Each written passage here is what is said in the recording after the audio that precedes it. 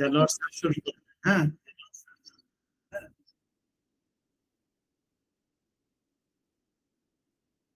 ঠিক আছে স্যার, আমি শুরু করছি স্যার।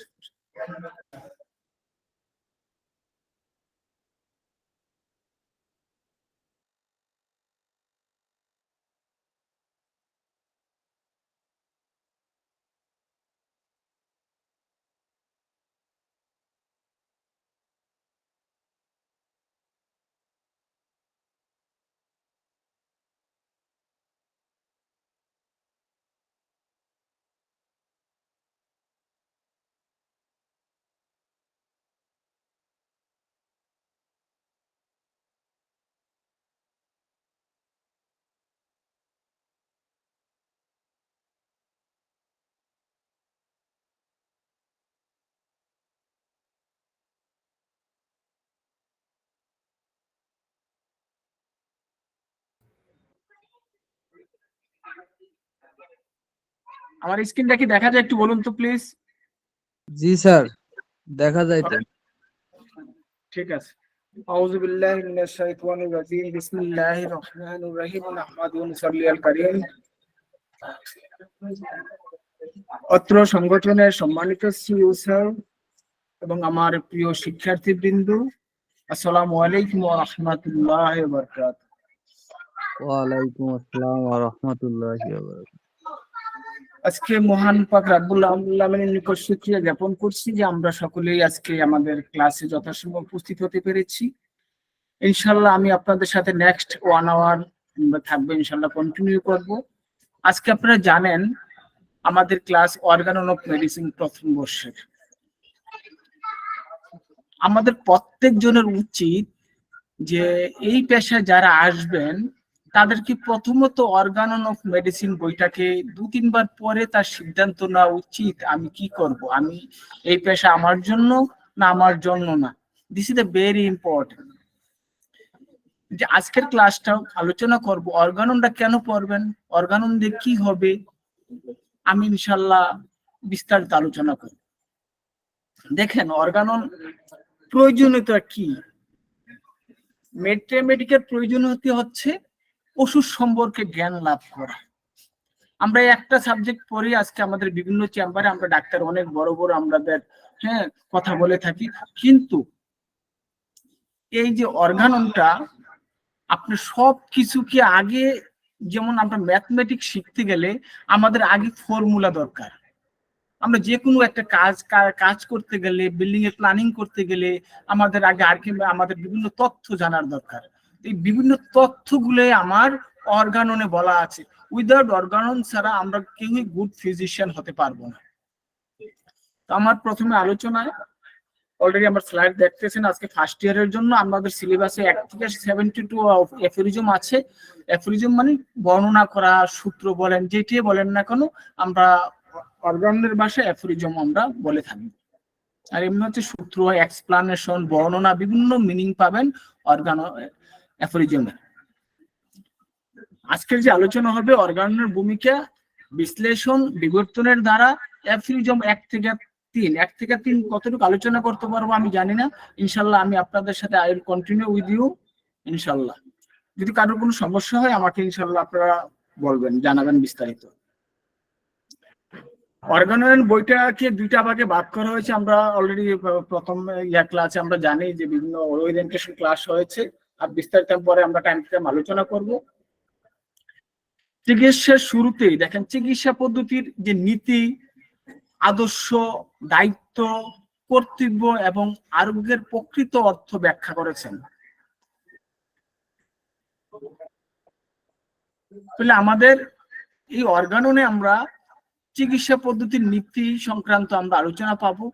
আদর্শ, কিভাবে আদর্শ ট্রিটমেন্ট করা যায়, কিভাবে দায়িত্ব নিয়ে কাজ করতে হবে, আমাদের কর্তব্যটা কি, এবং আরোগ্যের প্রকৃত অর্থ ব্যাখ্যা ইনশাল্লাহ আমরা এই জায়গায় করবো। আমরা জানি আরোগ্যের অনেক কিছু, অ্যালোপ্যাথি সাইডের অনেক কিছু নিয়ম আছে, বাট আমাদের কি নিয়ম আছে ইনশাল্লাহ আমরা ব্যাখ্যা করব।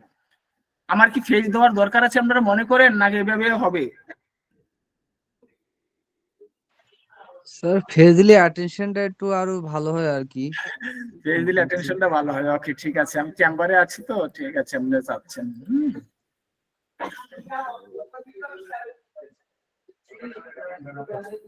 ওকে, দিয়ে দিলাম।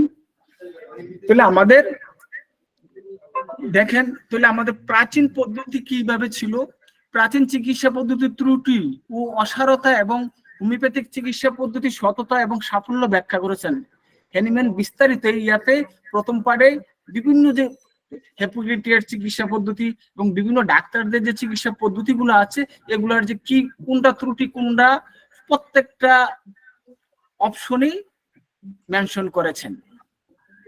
আর অ্যালোপ্যাথি মানে আমরা জানি কোনো অঙ্গের অনুভূতি অথবা ক্রিয়াকলাপের বিশৃঙ্খলা, কিন্তু হোমিওপ্যাথিতে আমরা জানি রোগ মানেই জীবনী শক্তির বিশৃঙ্খলা। অনেক বড় একটা ফার।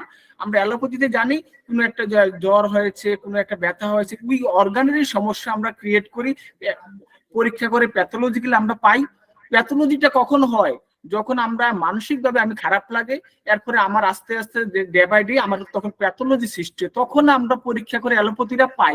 কিন্তু আমরা আগেই, তার অনেক আগেই আমরা চিকিৎসা শুরু করতে পারি। যখন আমরা তার জীবনী শক্তির বিশৃঙ্খলা দেখা দিবে, তখন আমরা শুরুতেই তার ট্রিটমেন্ট শুরু করতে পারি। ঠিক আছে? তাহলে আমাদের অ্যালোপ্যাথি ট্রিটমেন্টের দ্বারা এবং আমাদের হোমিও ট্রিটমেন্টের দ্বারা অনেকটাই আমাদের রাত আর দিন পার্থক্য।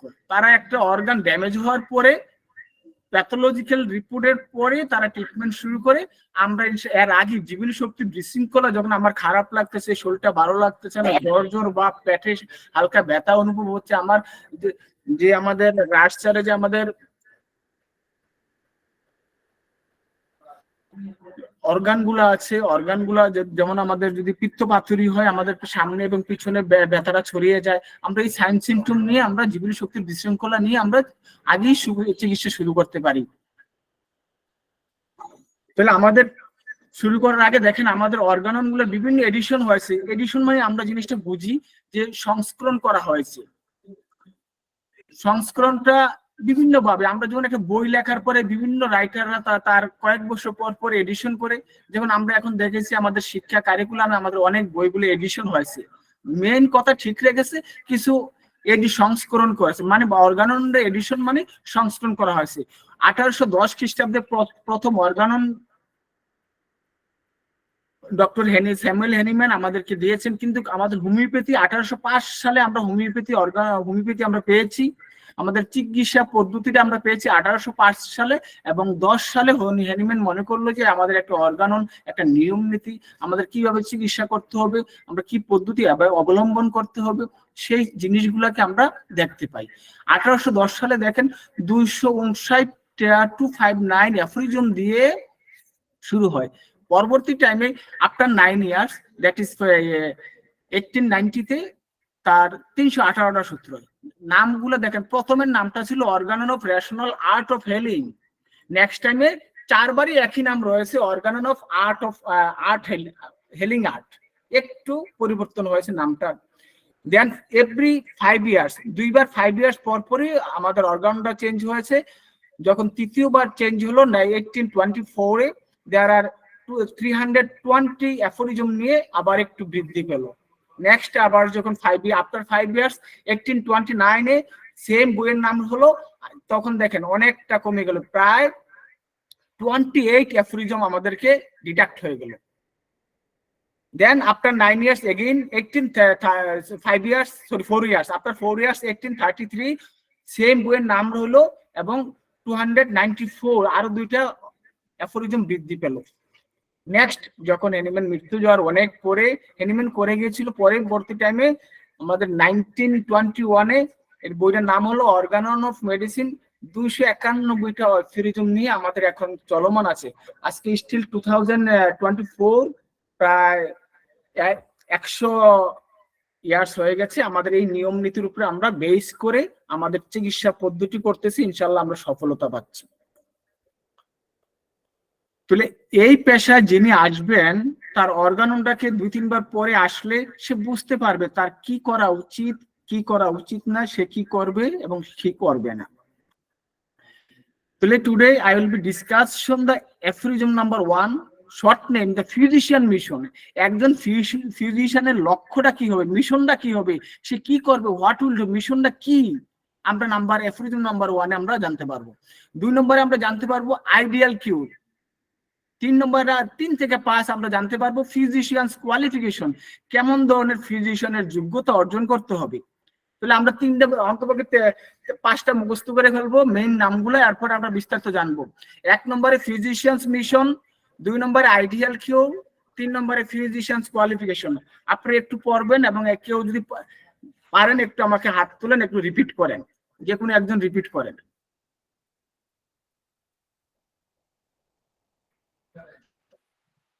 জি স্যার। হ্যাঁ বলুন। স্যার নাম্বার 1 হলো physician mission, ideal cure, and third number হলো আপনার ফিজিশিয়ান কোয়ালিফিকেশনস। মাশাআল্লাহ, খুব সুন্দর হয়েছে। আরেকজন একটু বলুন। স্যার প্রথম নাম্বার হচ্ছে ফিজিশিয়ান মিশন, 2 নাম্বার এটা আমার একটু সাবসাদা লিখছে আইডিয়াল কিউর, 3 নাম্বার ফিজিশিয়ানস কোয়ালিফিকেশন। চমৎকার, খুব সুন্দর বলেছেন। আর কেউ বলবেন?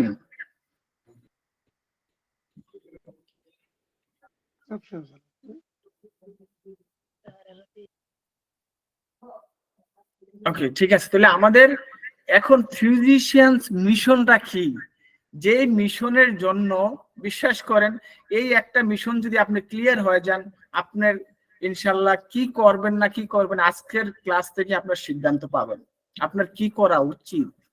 মিশনটা কি বলছে? ফিজিশিয়ান, চিকিৎসকের একমাত্র মিশন, মিশনটাকে আমরা এমন ভাবে বুঝতে পারি, যদি কোনো দায়িত্ব, যেমন এখন রিসেন্টলি আমাদের ইলেকশন হয়ে গেল, সামরিক বাহিনীকে এমপ্লয়মেন্ট করেছিল, একটা মিশন, একটা তারা দায়িত্ব পালন করবে মিশন, যে কাজে যে লোকগুলো সবাই কিন্তু নিয়োগ হয় না, যারা নিয়োগ ছিল তাদেরকে একটা একনিষ্ঠ কাজ বোঝাইছে, তাদেরকে মিশন হিসাবে আইডিয়া। দেখেন অ্যাফোরিজম নাম্বার 1, তাহলে অ্যাফোরিজম নাম্বার 1 আমরা এখন মুখস্থ করে ফেলবো। দেখেন দ্য ফিজিশিয়ানস, চিকিৎসকের হাই মানে মহৎ এন্ড অনলি মিশন, তার একমাত্র লক্ষ্য ইজ টু স্টোর, তার পূর্ণ উদ্ধার করা, দ্য সিক টু হেলথ, যে অসুস্থ শ্বাস থেকে পূর্ণ উদ্ধার করা, টু কিউর আরোগ্য করা, অ্যাজ ইট ইজ ট্রাম।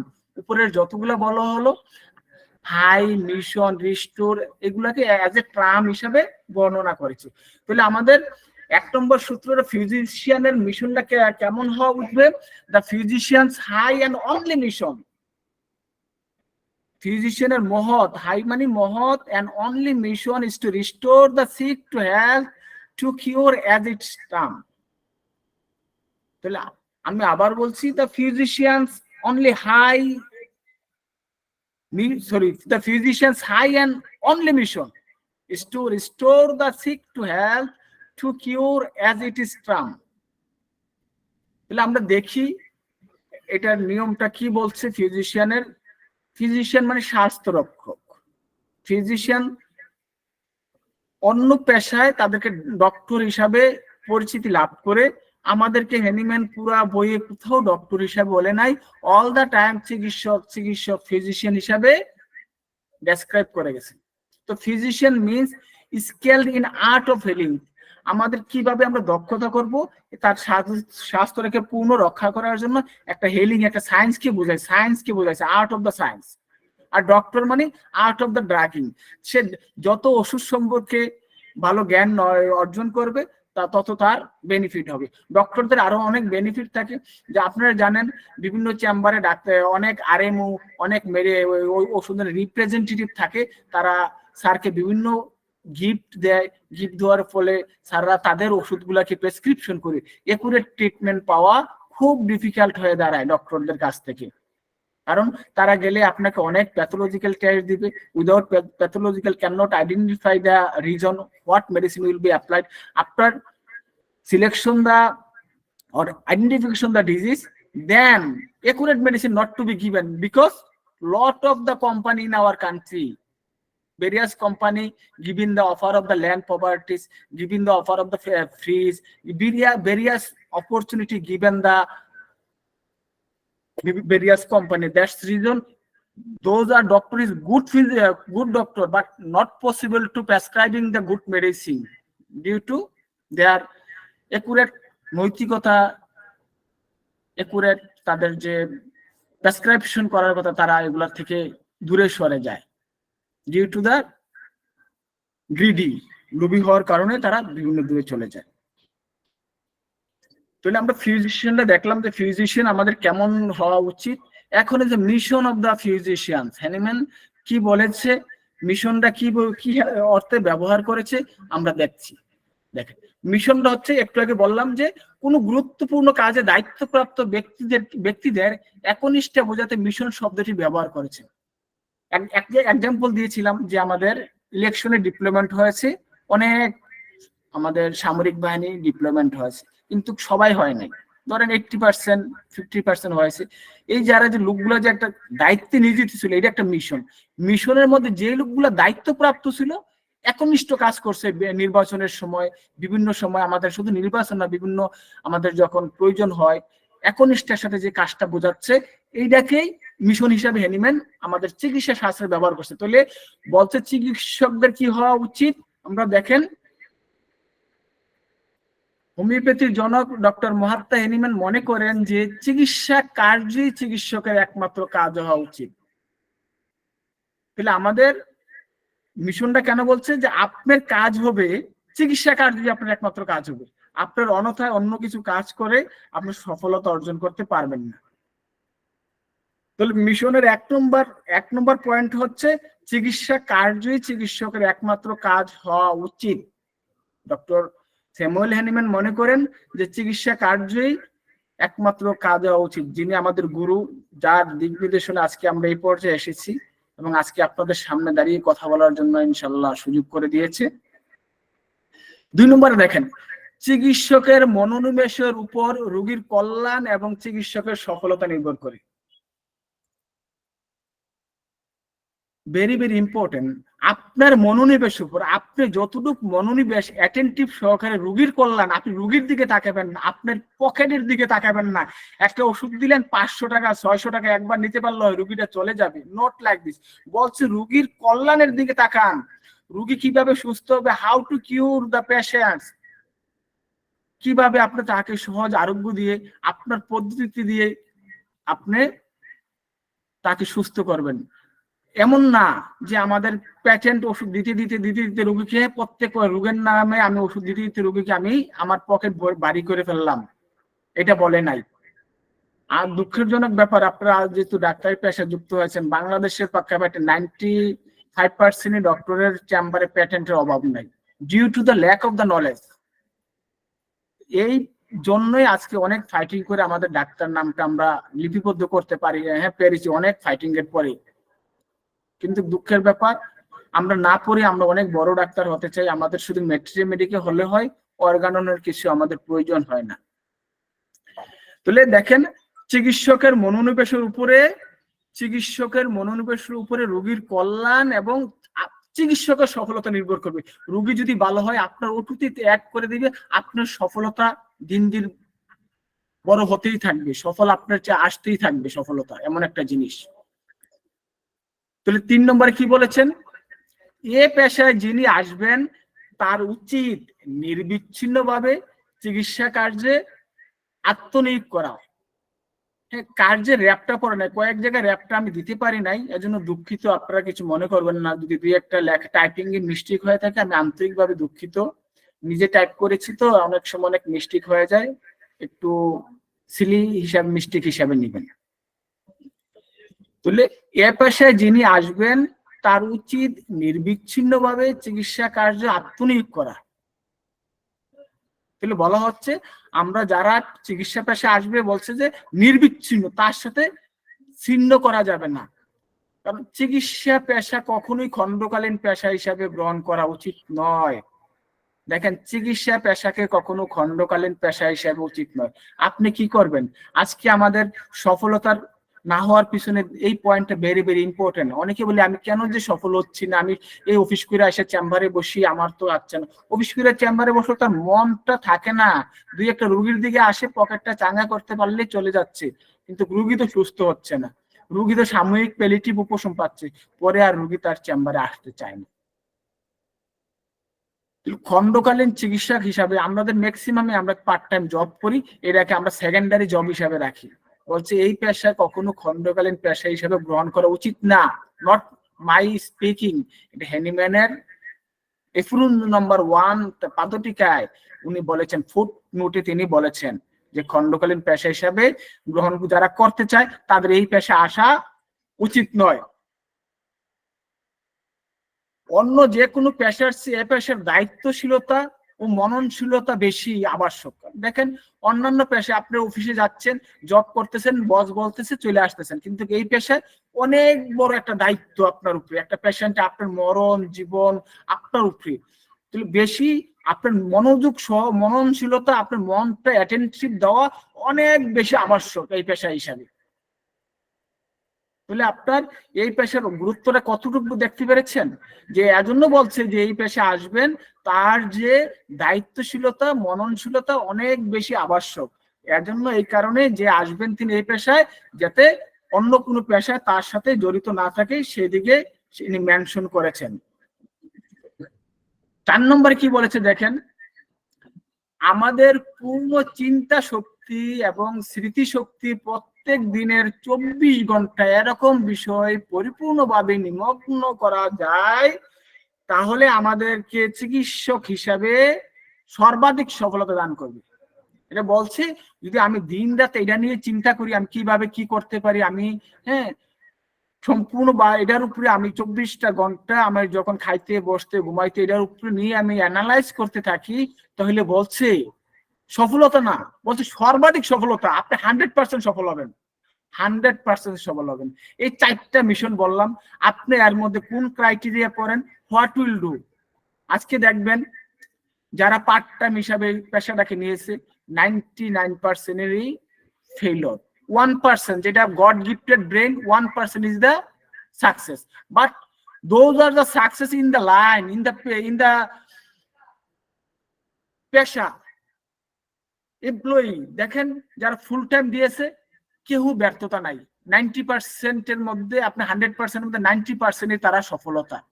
আপনি দেখেন আপনাদের আশেপাশে যত ডাক্তার আসে যারা ফুল টাইম দিয়েছে তারা অবশ্যই সফল। আর যারা ফুল টাইমের মধ্যে 24 ঘন্টায় লেখাপড়া স্টাডি করতে থাকবে, অধ্যয়ন করতে থাকবে, অ্যানালাইজ করতে থাকবে, রিসার্চ করতে থাকবে, তাদেরকে বলা হয়েছে সর্বাধিক সফলতা দান করবে। এজন্য হাসান মির্জার একটা বইয়ে তার গুরুজি মুখার্জি লাল বলেছিলেন, হাসান মির্জা তোমার চেম্বারটা যদি শ্মশানও হয় তোমার রুগীর অভাব হবে না।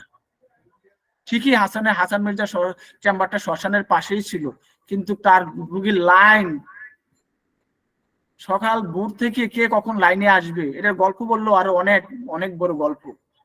যাক গল্পতে আমি যাব না, আজকে অনেকগুলো আছে, এফরিজম রয়েছে, বিশাল তার সফলতা। তাহলে আপনার সফলতাটাও নির্ভর করবে আপনার চিন্তা চেতনার উপরে, আপনার সফলতা নির্ভর করবে। তাহলে মিশন শব্দ দিয়ে হ্যানিম্যান 4টা জিনিসকে আলোচনা করেছে। 4টা জিনিস আমি আবার একটু রিপিট ব্যাক করছি। হ্যানিম্যান মনে করেন যে চিকিৎসা কার্যই একমাত্র চিকিৎসকের কাজ হওয়া উচিত, তাহলে আপনি চিকিৎসা কার্য ব্যতীত আপনার আর কোনো কাজ হওয়া উচিত নয়। 2 নম্বরে বলছেন যারা এই পেশার আসবেন তার মনোনিবেশের উপর রোগীর কল্যাণ, তার মনোনিবেশের উপর রোগীর কল্যাণ এবং চিকিৎসার সফলতা নির্ভর করে। এ পেশায় 3 নম্বর হচ্ছে এ পেশায় যিনি আসবেন তার উচিত নির্বিচ্ছিন্নভাবে চিকিৎসা কার্য আত্মনিয়োগ করা। চিকিৎসা পেশাকে কখনো খণ্ডকালীন পেশা হিসেবে গ্রহণ করা উচিত নয়। অন্য যে কোনো পেশার চেয়ে পেশার দায়িত্বশীলতা মননশীলতা বেশি আবশ্যক। 4 নম্বরে আমাদের পূর্ণ চিন্তা শক্তি স্মৃতিশক্তি প্রত্যেক দিনে 24 ঘন্টা এরকম বিষয় পরিপূর্ণভাবে নিমগ্ন করা হয়, তাহলে আমাদের চিকিৎসা হিসাবে সর্বাধিক সফলতা দান করবে। কেউ কি একজন বলবেন, একটু শুনি আপনাদের কাছ থেকে।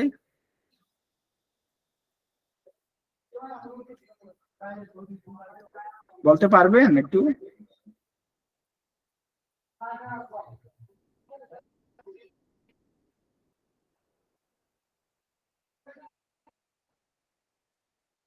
আচ্ছা ঠিক আছে, তাহলে আমরা মিশনের পরে restore six to health restore six two health. আমরা ওখানে পড়েছিলাম যে ফিজিশিয়ানের কাজ হচ্ছে স্বাস্থ্যকে পূর্ণ উদ্ধার করা। তাহলে রিস্টোরেশনটা কি, কিভাবে পূর্ণ উদ্ধার করতে বলেছে? Restoration means putting back as it is was, আগে যেভাবে ছিল এটাকে তাকে আবার নিয়ে আসতে হবে। Here it means taking the patient back to the health state as was before, তার আগে যেভাবে স্বাস্থ্যটা ছিল আগে আমাদেরকে সেইভাবে নিয়ে আসতে হবে। This means establishment of order in sick human being, not merely the removal of local symptom। বলছে আমরা এমন ভাবে তাকে গিয়া করব যে তার লোকাল সিনড্রোম গুলো রিমুভ হয়ে যায়। Removing haemorrhoids, the constipation, the sick disease or any local manifestation or particular type of disease or even the removal of group of syndrome is not followed by a restoration, it can be called a cure। বলছে যদি আমি একটা হেমোরয়েডকে, একটা কনস্টিপেশনকে, যে কোনো রোগের প্রগনোসিসকে আমি যদি রিমুভ করি, এটাকে বলা হয় ইজ নট এ অল কিউর, এটাকে সাময়িক তাকে উপশম দেওয়া, এটা হেলথ রিস্টোর বলা হয় না। তাহলে আমাদের যে আইডিয়াল কিউরে আমরা পাবো কিভাবে হেলথটা রেজিস্ট্রেশন হবে, জেন্টলি কিভাবে হবে আমরা নিচে ইনশাল্লাহ পাবো। বাট আমাদের কিভাবে আইডিয়াল কিউরটা করতে হবে, বিভিন্ন অ্যাফোরিজমে আলাদা আলাদা ভাবে লাস্টে 8 অ্যাফোরিজম নম্বর 8 বলেই আছে রেজিস্ট্রেশন সিক টু হেলথ, কিভাবে আমরা উদ্ধার করব। তাহলে আমরা 1 নম্বর অ্যাফোরিজমে আমরা এই জিনিসগুলো শিখলাম। 2 নম্বর অ্যাফোরিজম আমরা মেইন হচ্ছে আইডিয়াল কিউর। 2 নম্বর অ্যাফোরিজম আইডিয়াল কিউর, আদর্শ আরোগ্য আমি কিভাবে করতে পারবো সেই বিষয়ে আলোচনা করব। The highest ideal of a cure is rapidly, gently, permanently। আদর্শ আরোগ্য হবে দ্রুতভাবে এবং কষ্ট ব্যতীত এবং স্থায়ীভাবে হবে। Restoration of the sick or removal and annihilation of the disease in its whole extended in the shortest, most reliable and the harmless way or easily comprehensive principle। বলা হচ্ছে আমি আরোগ্যটা করব কিভাবে, দ্রুত এবং খুব শান্তভাবে, পার্মানেন্টলি স্বাস্থ্য পুনরুদ্ধার করব, তার কোনো কিছু যাতে আমাদের ইনহেলেশন না করতে হয়, ডিজিজটা যাতে না বাড়ে, এবং কিভাবে করব শর্টেস্ট এন্ড মোস্ট রিলায়েবল, খুব যে সহজ পন্থাতে এবং মোস্ট হার্মলেস ওয়ে, তাকে কোনো ক্ষতি না দিয়ে, ক্ষতি না করে, কষ্ট না দিয়ে আমরা এটা আরোগ্য করব। তাহলে দেখি আমরা কিভাবে, ইন্ট্রোডাকশনে কি বলছে। After the mission of the physician, যে আমরা 1 নম্বর aphorism, that is aphorism number 1, to cure and store the sick to health. এটার পরে আমাদের কি আসবে, আরোগ্য করা,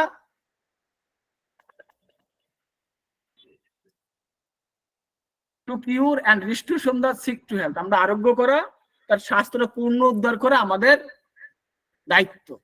তাহলে doctor Samuel Hahnemann refers to the ideal manner of the cure, সে কিভাবে আদর্শ আরোগ্যকে সে বর্ণনা করেছেন। This is another concept that Dr. Hahnemann had clearly. At the time of Hahnemann, physicians had misconcept about the cure. Hahnemann's সময় অনেক ফিজিশিয়ানদের মধ্যে misconcept ধারণা ছিল কিউর সংক্রান্ত। They considered disappearance of sign and symptom is cure. তারা মনে করতো যে অদৃশ্য সিমটম গুলো অদৃশ্য হয়ে যাওয়া, তার লক্ষণগুলো অদৃশ্য হয়ে যাবে কিউর মনে করতো। So doctor Hahnemann given more correct and exact concept. Doctor Hahnemann কি করছে, বিভিন্ন অর্গানের মধ্যে একটা সঠিক একটা দিক নির্দেশনা, একটা ধারণা দিয়েছেন কিভাবে আমাদের আইডিয়াল কিউর আমাদের হবে। দেখেন তাহলে কিউর বলছে, কিউর কি, it is the restoration of the dynamical balance. আমাদের স্বাস্থ্যটা পূর্ণ উদ্ধার হবে। আগে একটা যে ভাইটাল একটা ফোর্স ছিল, ভাইটাল ফোর্সটাকে ব্যালেন্স, শরীরে ব্যালেন্স এনে, so that the function of the organism are again perform normally. আগে যেভাবে শরীরটা আমাদের কাজ করতো, অর্গানগুলো সেভাবে কাজ করতো, সে সাধারণভাবে সেভাবে কাজ করবে। And the patient is in a state of the health. এটা হচ্ছে আমাদের কিউরের মেইন আদর্শ। বলছে তার স্বাস্থ্যটা আগে যেভাবে ছিল ঠিক সেইভাবে উইদাউট কষ্ট ব্যতীত সে কাজটা করবে। তাহলে আইডিয়াল কিউরের ডেফিনেশন যখন আমরা যাব, ideal কিউর can be defined as a permanent disappearance. আমাদের কোনো সমস্যাগুলোকে স্থায়ীভাবে উধাও হয়ে যাবে of all the existing symptom of the patient. যত তার লক্ষণ আছে, হ্যাঁ, বাহ্যিক হোক, তার সবগুলাকে উধাও হয়, ডিসঅ্যাপিয়ারেন্স হয়ে যাবে। বলছে কিউর ইজ এ প্রসেস, একটা পদ্ধতি by which Hahnemann meant to restore the sick to health. এটাকে পূর্ণ উদ্ধার করতে হবে। এখন বলে নাই আমাকে সুস্থ করতে হবে, রিস্টোর মানে স্টোর থেকে রিস্টোর। আগে যেভাবে আমার স্বাস্থ্যটা ছিল একটা, আবার পুনরায় আমার স্বাস্থ্যটা সেইভাবে উদ্ধার হতে হবে। With the total annihilation of the disease by fixed principle. এটা আমাদের একটা রোগের একটা একবার আদর্শ একটা নিয়ম হতে হবে। দেখেন আমাদের ideal cure, old schools idea about cure, পুরাতন যে আমরা আগের যে সিস্টেমে ছিল, the disappearance of the pathological state, যে বিভিন্ন পরীক্ষা করে যা পাওয়া গেছে তার প্যাথোলজিক্যাল ভাবে তারা ডিসঅ্যাপিয়ারেন্স করার চেষ্টা করত। একটা টিউমার হলে কেটে ফেললে ডিসঅ্যাপিয়ারেন্স হয়ে যাচ্ছে, পিত্তথলিতে পাথর হচ্ছে, কেটে বের করে দিলে ডিসঅ্যাপিয়ারেন্স হয়ে যাচ্ছে। আবার বলছে example that is eruption on skin remove by the local অনিমেন্ট।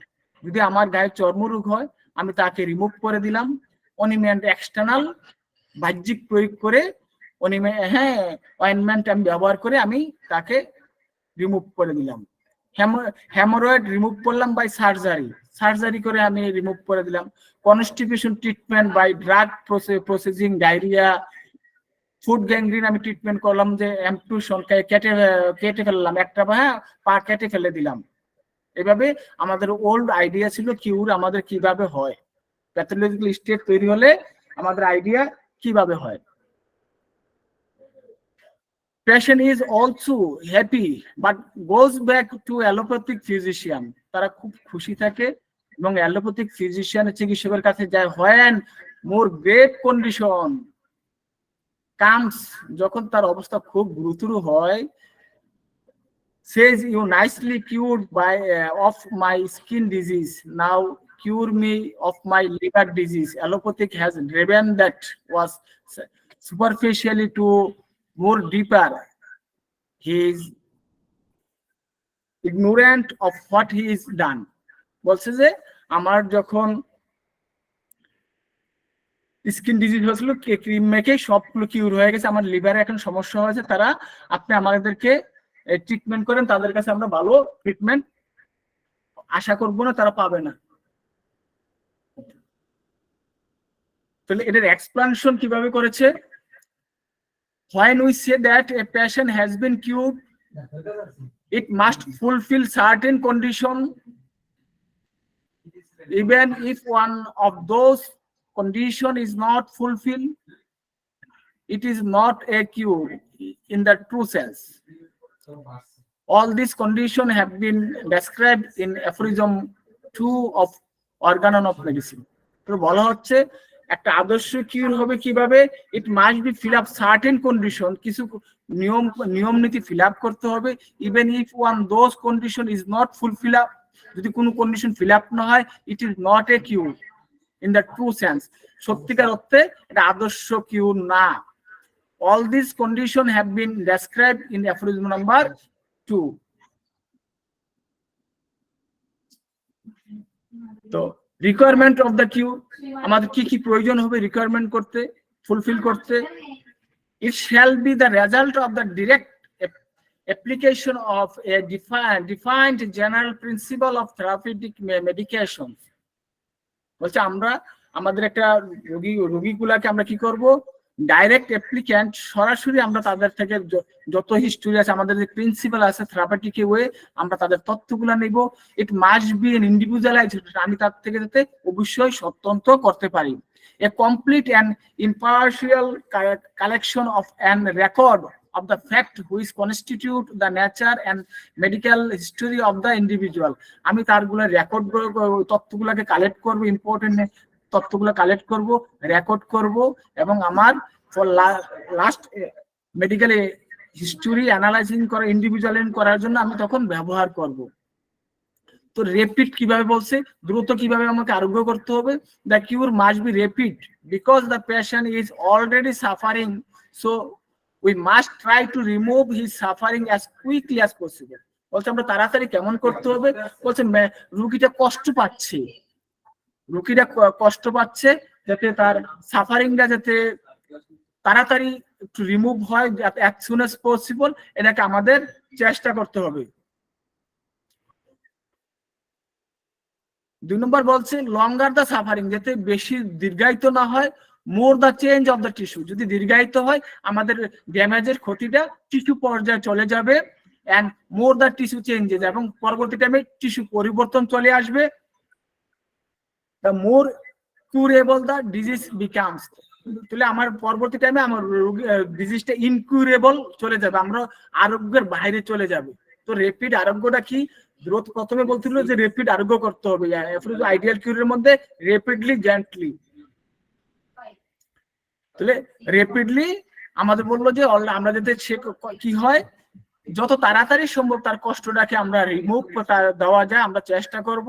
2 নম্বর বলছে যদি আমি তার ট্রিটমেন্টটাকে দীর্ঘায়িত করি, এমন হতে পারে তার চেঞ্জ হয়ে টিস্যু লেভেল চলে যাবে, টিস্যু লেভেল থেকে চেঞ্জ হয়ে মোর অর্গানে চলে যাবে, এটা ইনকিউরেবল এর দিকে চলে যাবে, যেটা ক্যান্টেড 12 অবজারভেশন নাম্বার 1 ইয়াতে বলা আছে যে ইনকিউরেবল ডিজিজ যখন হয়ে যাবে তখন আমাদের কিউরের আওতাধীন থাকবে না।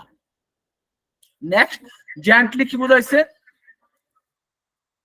gently হচ্ছে the procedure adopted to effect the cure should be gently or painless or mildly, বলছে আমাদের প্রসিজার আমাদের পদ্ধতিটা হওয়া উচিত এমন ভাবে নেওয়া উচিত যাতে কিউর শুড বি জেন্টলি, যে আরোগ্যটা হবে তার একবার শান্তভাবে, পেইনলেস যাতে সে কোনো ব্যথা না পায়, এবং মাইল্ডলি ভদ্রভাবে, হ্যাঁ তার আরোগ্যটা যাতে আমরা প্রসিজারটা শুরু করতে পারি। This means that the treatment should not given মাস, সরি একটা কল আসছে একটু। আসসালামু আলাইকুম, জি আমি ক্লাসে আছি, একটু পরে কল দেয়, একটু আমি 10টার পরে কল দিব আপনাকে, sorry.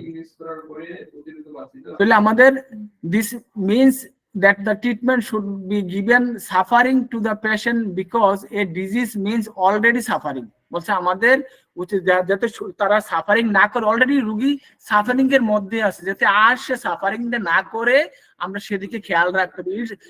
If his suffering made worse, যদি তার সাফারিং আরো বৃদ্ধি হয়ে যায়, the treatment adopted, আমাদের তার ট্রিটমেন্টটা আমরা ঠিকভাবে করতে পারবো না, it is like adding fuel in fire, এটা আমার কি হবে পরবর্তী টাইমে ফুয়েল যেভাবে আগুন ধরাই দেয়, আমরা তার বৃদ্ধি হলে ফুয়েলে আগুন দেওয়ার মতো তার হিস্ট্রিটা হয়ে যাবে।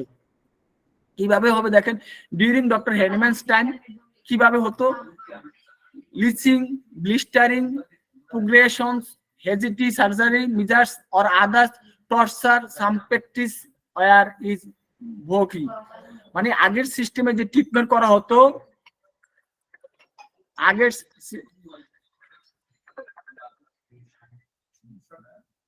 সিস্টেম আগে যে ট্রিটমেন্ট করা হতো, এই যে আপনার অঙ্গহানি করে বিভিন্ন টর্চারিং করে এই ট্রিটমেন্টটা, তাহলে তাদের আর কষ্টটা বেড়ে যাবে। আগে বলতো প্রিভেন্ট সেপসিটিয়া, যদি তার কোনো সেপসিটিয়া হয় তখন এটাকে ক্ষত হইলে তখন তাদেরকে বিভিন্ন ভাবে অঙ্গহানি করে অথবা আরেক জায়গায় সেম সিস্টেমে ক্ষত করে তাদেরকে ট্রিটমেন্টটা করা হতো বল জেন্টলি। তাহলে আমাদের যদি এমন ভাবে আমরা করি তাহলে আমাদের কি হবে, আমরা জটিলতা বাড়বে, আমরা এগুলাকে অ্যাভয়েড করতে হবে। হ্যানিম্যান বলছে যে আগের আমলে এভাবে ছিল, আমরা এগুলা অ্যাভয়েড করতে হবে, জেন্টলি ভাবে আমাদের ট্রিটমেন্টটা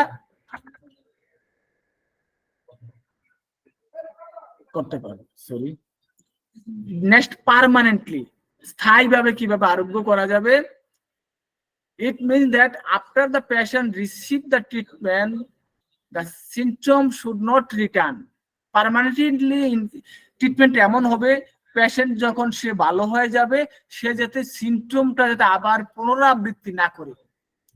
temporary removal of the symptom, যদি অস্থায়ীভাবে আমি তাকে প্যালিয়েটিভ করি, দ্যাট ইজ আমি যদি তার জন্য অ্যালোপ্যাথি ড্রাগ ব্যবহার করি অথবা প্যাটেন্ট ব্যবহার করি অথবা মিক্স ওষুধ ব্যবহার করি, তার হয়তো রিমুভাল হবে temporary, for a short period, is not a cure. Temporary হবে, তার শর্ট পিরিয়ডের জন্য হবে, কিন্তু কিউর হবে না। Disease is a state of suffering of living organism due to some deviation of the normal cure. Normal cure is alternation of that alternate state of the health. If it is not a restoration permanently, not an ideal cure. Palliation or suppression of the state of suffering should not be our ideal. বলছি যদি আমি তার palliative treatment করি, আবার alternate স্টেজে যদি রোগীটা দেখা দেয়, এটা বলছে এটা আপনার permanently restore is not A restoration permanently, স্থায়ীভাবে আরোগ্য হলো না, নট এ আইডিয়াল কিউর, আদর্শ কিউর হলো না। এটা কি হলো? প্যালিয়েশন হলো, সাপ্রেশন হলো of the state of suffering, should not be ideal cure, আদর্শ কিউর হলো না। তাহলে আদর্শ কিউর কি হতে হবে আমাদেরকে? আদর্শ কিউর হতে হবে যাতে রোগটা আর পার্মানেন্টলি তার মুক্তি পায় এবং পুনরাবৃত্তি না হয়। সতেজ ভাবে কিভাবে? খুব অল্প সময়ের মধ্যে we may reach our destination, that is cured directly in straight way in a zigzag pattern, but straightforward approach of treatment is time saving and hence preamble through the word shortest is a relative term, yet it is possible only by a application of the most similar remedy, the simillimum one at a time. বলছে আমরা যদি zigzag প্যাটার্নে না যাই, directly যে straight way আমরা থাকি, তাহলে আমাদের কি হবে? পেশেন্টটাকে আমরা শর্ট টাইমে, আমি যদি আজকে তার বিভিন্ন আমি আমার দক্ষতার অভাবে আমি তার জিগজ্যাগ প্যাটার্ন ব্যবহার করে আজকে একটা দিয়ে দিলাম, কালকে আরেকটা কাজ হয় না, এসে বললো ডাক্তার সাহেব কাজ হচ্ছে না। আমরা যেটা হোমিওপ্যাথিটা শুনে থাকি, হোমিও ওষুধ তো দেরিতে কাজ করে, কিন্তু এফ্রুজন নাম্বার 2 বলে না। এফ্রুজন নাম্বার 2 বলে সে হোমিওপ্যাথ খুব তাড়াতাড়ি কাজ করে। আইডিয়াল কিউর, আদর্শ কিউর বলতেছে rapidly, gently, permanently, in the shortest and reliable way কাজ করে। কিন্তু আমরা শুনতে হচ্ছে যে তার ঠিকভাবে কাজ করছে না, অনেক দেরিতে কাজ করে, due to the lack of the knowledge. তাহলে আমরা শর্টেস্ট টাইমে, আমাদের শর্টেস্ট এন্ড পসিবল ওয়েতে আমরা তাকে মোস্ট সিমিলিমাম রেমেডি দিয়ে আমরা তাকে সুস্থ করতে হবে। তো রিলেবলটা কি? বিশ্বস্ত একটা the procedure and principle behind it should be reliable and fixed, যে আপনার আরোগ্যটা হওয়া উচিত একটা নিয়ম নীতির মাধ্যমে এবং রিলেবল একটা বিশ্বস্ত পন্থার মাধ্যমে আপনাকে ট্রিটমেন্টটা করা উচিত। The ever changing theories should not be the basis of our treatment. যদি আমার থিওরি চেঞ্জ হয়ে যায়, আমাদের ট্রিটমেন্টটা অ্যাকুরেট হবে না। Only the natural law are fixed, যে ন্যাচারাল লটা অবশ্যই ফিক্সড থাকতে হবে। For his reason the principle on which the system is based should be natural, which cannot deceive, cannot vary. বলছে যদি ন্যাচারালটা করা হয় কখনো ধোকা দেওয়া হবে না এবং এটা কখনো আপনার ভেরি করবে না। It must know the action and reaction procedure power of our drug. আমরা বুঝতে হবে আমাদের ড্রাগের অ্যাকশন পাওয়ার এবং ড্রাগ কিভাবে আমাদেরকে অ্যাপ্লাইং রিঅ্যাকশন করে এটা আমাদের জানতে হবে। This knowledge of action and reaction should be verified experimentally repeatedly. আমাদের ওষুধগুলো এমন ভাবে যেগুলো ভেরিফাইড হয়েছে, আমাদের সেই ধরনের ওষুধগুলো অ্যাপ্লাই করবো যেটি ভেরিফাই হয়েছে এবং ভালোভাবে পরীক্ষিত হয়েছে, সেই ধরনের রিলায়েবল মেডিসিন গুলাকে আমরা তাকে ব্যবহার করবো এবং আমাদের থেকে পাবে। নট বাংলাদেশি, নট আপনি যেগুলো আমাদের পদ্ধতি অনুসারে যে মেডিসিন গুলো ভালো, আমার সেইভাবে যন্ত্রগুলো প্রস্তুত থাকতে হবে। তাহলে এফ্রুজন নাম্বার 2 থেকে আমাদের ল অফ কিউর, আমরা হেরিংস ল অফ কিউর দেখি। হেরিং কিভাবে বলছে ল অফ কিউর? বলছে take place in definite orderly manner and direction. বলছে কিভাবে তার আরোগ্যগুলো হবে একটা নির্দিষ্ট নিয়ম নীতির মাধ্যমে, আদর্শ আরোগ্য মেনটেন করে হবে। বলছে 2 নম্বর বলছে ফ্রম অ্যাবভ আপওয়ার্ডস, উপর থেকে নিচের দিকে নামতে পারে। উইদিন দ্য আউটওয়ার্ডস, ভিতর থেকে বাইরের দিকে বাড়তে পারে। চর্মরোগটা যে কোনো রোগে ভিতর থেকে বাইরের দিকে যেতে পারে। Most important organ to less important organ, আপনার একটা সমস্যা হার্টে ছিল, আপনার পায়ে যেতে পারে। সরি, তাহলে আমাদের মোস্ট ইম্পর্টেন্ট অর্গান থেকে লেস ইম্পর্টেন্ট অর্গানে যেতে পারে। আবার the reverse order of their appearance, যেভাবে আগে আসছিল, ধরেন আপনার 5টা রোগ হচ্ছে, আগে চর্মরোগ ছিল, এরপরে পেটে ব্যথা ছিল, এরপরে আপনার পায়ে গ্যাংগ্রিন হলো, লাস্টে কোন হলো গ্যাংগ্রিন। গ্যাংগ্রিন ভালো হওয়ার পরে আপনার পেটে ব্যথা ভালো, পেটে ব্যথা ভালো হওয়ার পরে আপনার স্কিন ডিজিজ ভালো হবে, মানে রিভার্স করবে। আপনি 5-6টা রোগী নিয়ে লাস্টে যে রোগটা নিয়ে যাবেন, এর জন্য ডাক্তার পুরো হিস্ট্রি নেওয়ার পরে এটা রিভার্স করবে। আপনার ডাক্তাররা বলে দিবে রোগটা কি বৃদ্ধি হবে কি হবে না, আপনাকে ক্লিয়ার কাট বলে দিবে, এর পর ইন সিকোয়েন্সে আপনারা যাবেন। তাহলে এই ছিল আমাদের অ্যাফোরিজম নাম্বার 2 আলোচনা। আমরা তো 3 নম্বর অ্যাফোরিজম করতে পারবো, 3 নম্বর অ্যাফোরিজমটা করব। তাহলে 3 নম্বর অ্যাফোরিজমে বলছে কি জানতে হবে, আমরা বলেছিলাম যে ফিজিশিয়ানস কোয়ালিফিকেশন, ফিজিশিয়ান কেমন কোয়ালিফিকেশন হতে হবে, ফিজিশিয়ানের দক্ষতা কেমন হতে হবে, আমাদের নলেজ নিতে হবে। তো ফিজিশিয়ান কেমন নলেজ নিতে হবে, if the physicians clearly perceive what is to be cured in disease, that is to say in very individual case of the disease, knowledge of the disease বলছে আমাকে ফিজিশিয়ান ক্লিয়ারলি পারসেপ্ট, তার অনুধাবন থাকতে হবে what is two B কিউরড, আমি কি তাকে আরোগ্য করবো, ইন দ্য ডিজিজ এই রোগের মধ্যে আমি কি আরোগ্য করবো, দ্যাট ইজ টু বি সে আমি কি করতে হবে, এভরি ইন্ডিভিজুয়াল প্রত্যেক ইন্ডিভিজুয়াল স্বতন্ত্রকে আমাকে জানতে হবে, রোগ সম্পর্কে জানতে হবে, that is knowledge of the disease. তাহলে নলেজ অফ দ্য ডিজিজ কিভাবে জানবেন, নলেজ অফ দ্য ডিজিজ জানতে হলে আমাদের অর্গাননের মধ্যে আমাদের অ্যাকুইট ডিজিজ, ক্রনিক ডিজিজ আমরা জানতে পারবো।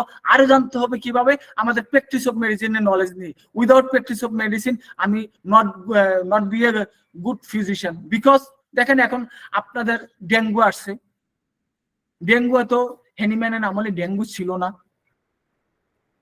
ডেঙ্গু যখন আসছে, ডেঙ্গু হলে আপনাকে কি পেশেন্ট কি শু করবে, কি ম্যানেজমেন্ট আপনাকে দিতে হবে, কি ইটিওলজি দিতে হবে, কি রোগীর প্রগনোসিস কি, আপনি কোনো পরীক্ষা সম্পর্কে, আপনার প্যাথোলজি সম্পর্কে নলেজে নেই, আপনার NS1 কখন দেওয়া লাগবে, IgM কখন দেওয়া লাগবে, IgG কখন দেওয়া লাগবে, ডিএফ কখন হবে, dengue fever, dengue haemorrhage state কখন হবে, হ্যামোরেজ স্টেট 1 কখন হবে, 2 কখন হবে, ডেঙ্গু সেভিং ফিভার কখন আমি লাস্ট পর্যায়ে চলে যাব, পেশেন্ট শক হয়ে যাচ্ছে, 3-4 দিন জ্বর, আমি টেস্টগুলো সম্পর্কে জানলাম না, রোগের প্রগনোসিস সম্পর্কে আমার নলেজ নাই, তাহলে আমি কি হবে, পেশেন্টটা আমি going to B the incurable disease এবং মেবি দ্য ডেথ। তাহলে আমাকে অবশ্যই ডিজিজ নলেজ সম্পর্কে অবশ্যই আমাকে জ্ঞান অর্জন করতে হবে। আমরা শুধু মেডিকে পড়লে আমরা শুধু ওষুধ সংক্রান্ত নলেজ আমরা পাবো, কিন্তু তার যে প্যাথোলজিক্যাল চেঞ্জ হয়ে যাচ্ছে, তার যে রোগের প্রগনোসিস কি, আপনি কি ম্যানেজমেন্ট দিবেন, কি ফুড ইনস্ট্রাকশন, নিউট্রিশন ইনস্ট্রাকশন দিবেন, এই নলেজ গুলো আমাদেরকে অর্জন করতে হবে by the help of the organon of medicine books and the practice of medicine. তাহলে আমরা নেক্সট কি বলেছে এটা সম্পর্কে অলরেডি বললাম যে আমাদের রোগ সম্পর্কে নলেজ থাকতে হবে। নেক্সট বলছে if he clearly perceived what is curative in medicine, আপনাকে ক্লিয়ারলি অনুধাবন থাকতে হবে এটা কি মেডিসিনের দ্বারা আরোগ্য হবে, so that to say is individualisation of the medicine, that is knowledge of the medicine থাকতে হবে আপনাকে। ওষুধ সংক্রান্ত মেডিকেল যে ওষুধ আছে তার সংক্রান্ত আপনার জ্ঞান থাকতে হবে। এই সমস্যা হয়েছে, আমার এই মেডিসিন দ্বারা কিউরেবল হবে কিনা, this is the curable disease না ইনকিউরেবল ডিজিজ, আমাকে ক্লিয়ারলি আমার নলেজে থাকতে হবে, পার্সেন্ট থাকতে হবে। তাহলে আমাকে মেডিকেল সম্পর্কে আমার ওয়েল নলেজ থাকতে হবে, অর্গানন সম্পর্কে ওয়েল নলেজ থাকতে হবে, প্র্যাকটিস অফ মেডিসিন সম্পর্কে আমাকে ওয়েল নলেজ থাকতে হবে। নেক্সট কি বলেছে এটা আমি অলরেডি ডেসক্রাইব করে দিলাম। বলছে রুগী একটা শিল্পী যেভাবে একটা ছবি আঁকে, হুবহু রুগী এসে যখন তার লক্ষণগুলো বলবে, আপনার অন্তরে একটা ছবি এঁকে যাবে, অন্তর থেকে বলবে যে এই মেডিসিনটার প্রতিছবি, অথবা তাহলে না যদি না আসে তখন বুঝতে পারবেন যে একটা খাতায় যে একটা চিত্র অঙ্কন করা, একটা অঙ্কনের মধ্যেই থাকে যাবে। হয়তো আপনার হোমিও চিকিৎসকের যে ওষুধের চিত্র হৃদয়ঙ্গন আঁকতে হবে, সেটা আপনার কাজ দ্বারা অসম্ভব। তাহলে আপনাকে ভালো ট্রিটমেন্ট করতে হলে একটা জাস্ট শিল্পী যেভাবে ছবি আঁকে হুবহু প্রতিছবি আপনার মধ্যে আঁকতে হবে। 3 নম্বর বলছে আমরা এফোরিজম নাম্বার 3 নম্বর প্রথম পয়েন্টে আমরা জানলাম আমাদের মেডিসিন সংক্রান্ত নলেজ থাকতে, প্রথম জানলাম আমরা ডিজিজ সংক্রান্ত নলেজ থাকতে হবে। দ্বিতীয় নম্বরে আমরা জানলাম মেডিসিন সংক্রান্ত আমার নলেজ থাকতে হবে। তৃতীয়তে জানবো আমার প্রপার ডোজ সংক্রান্ত আমার নলেজ থাকতে হবে। আমি তাকে কখন রিপিটেড ডোজ দেবো, কখন তাকে আমি কি মাত্রায় ব্যবহার করব, কত পেন্ডেন্সি ব্যবহার করব, আমি কিভাবে ওষুধটা তার জন্য তৈরি করব, তার ভাইটাল ফোর্স কেমন আছে, হাই লো, কোন ধরনের ভাইটাল ফোর্স আছে, আমি জেনে তার এফরে আমি তখন ডোজটা আমি ফিজিশিয়ান হিসাবে একুরেট ডোজটা আমি নির্ধারণ করব। চর্মরোগ নিয়ে আসে আমাকে কোন ডোজে তাকে দিতে হয়, অ্যাপ্লাই করতে হবে, সেই ডোজ সংক্রান্ত আমাদের নলেজ থাকতে হবে। কখন আমরা পূর্ণ ডোজ ব্যবহার করব সেই সংক্রান্ত আমার নলেজ থাকতে হবে। ফাইনালি অবস্ট্রাকটাল টু কিউর, আমার রিকভারি তার রোগটাকে সারানোর জন্য কি কি বাধা হতে পারে, আমার বাধা, আমি ওষুধ দিলাম, আমার মেডিসিন সিলেকশন ছিল, আমার রোগের প্রগনোসিস জানা ছিল, আমার মেডিসিনের প্রগনোসিস জানা ছিল, কিন্তু রোগী সারতেছে না, তাহলে আমাকে কি করতে হবে, আমাকে obstacle to cure, obstacle to recovery, এই নলেজটা আমাদেরকে অবশ্যই থাকতে হবে। Without the obstacle to cure we can not be good physicians or overcome the disease, overcome the patient's curity. অতএব অবস্ট্রাকশন টু কিউর আমাদের কি, তাহলে আমাদের বাধা Delwar Hossain sir, sir sir বলছি 10টা তো অলমোস্ট বেজে গেছে, আপনি একটু ফাস্ট শেষ করার চেষ্টা করুন। আচ্ছা, আমি কি এই জায়গায় নেক্সট এখান থেকে শুরু করব, আমি আজকে বন্ধ করে দিব এই জায়গা থেকে, ক্লোজ করে দেব। 10টা তো বেজে গেছে এই জন্য বলছি। দেখুন আচ্ছা ঠিক আছে, 2 মিনিট আজকে বাকি আমি আছে, কিছু 2 টাইম মিনিটের আছে, ভিতরে অসুবিধা নাই। আমি এফরিজি নাম্বার 3 থেকে নেক্সট ক্লাসে ইনশাআল্লাহ আলোচনা করব। এখন সকলকে ধৈর্য সহকারে শোনার জন্য, আলোচনা শোনার জন্য অনেক অশেষ ধন্যবাদ। যদি কারোর কোনো প্রশ্ন থাকে প্লিজ আপনারা করতে পারেন।